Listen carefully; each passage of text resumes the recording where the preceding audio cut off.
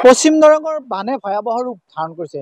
বিশেষকৈ ডিমিলাৰ বানত যথেষ্ট পৰিমাণে ক্ষতিগ্ৰস্ত হৈছে ভেৰুৱা দল, ভেৰুৱা, কাহিতলী, হুছেইন চুবুৰীকে ধৰি বিভিন্ন গাঁও।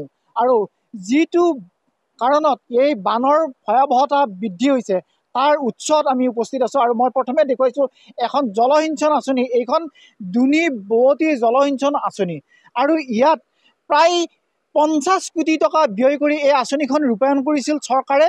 কিন্তু এই আঁচনিৰ পৰা কৃষক ৰাইজৰ উপকাৰটো নহ'লে বৰং সমগ্ৰ অঞ্চলটো এতিয়া বানত ডুবাৰ মূল কাৰণ হিচাপে পৰিগণিত হৈছে এইখন বান্ধ।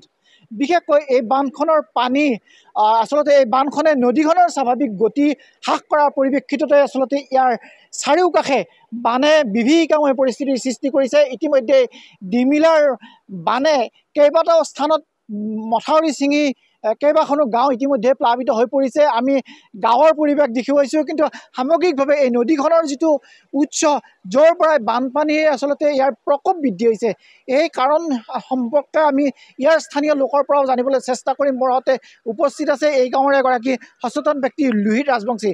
দাদা, কি ক'ব? আপোনালোকে ইয়াৰ বিভিন্ন সময়ত বান দেখিছে আৰু এতিয়াৰ বানৰ পৰিস্থিতি অলপ সুকীয়া, কি ক'ব? অপৰিকল্পিতভাৱে এই যিটো বান্ধ দিছে একেবাৰে নিম্ন স্থানত দিছে। য'ত হ'ব লাগিছিল ত'ত বান্ধটো নহ'ল। ভূমি পৰীক্ষা কৰিছিল, উজনিত পৰীক্ষা কৰিছিল আৰু বহু নামনিতো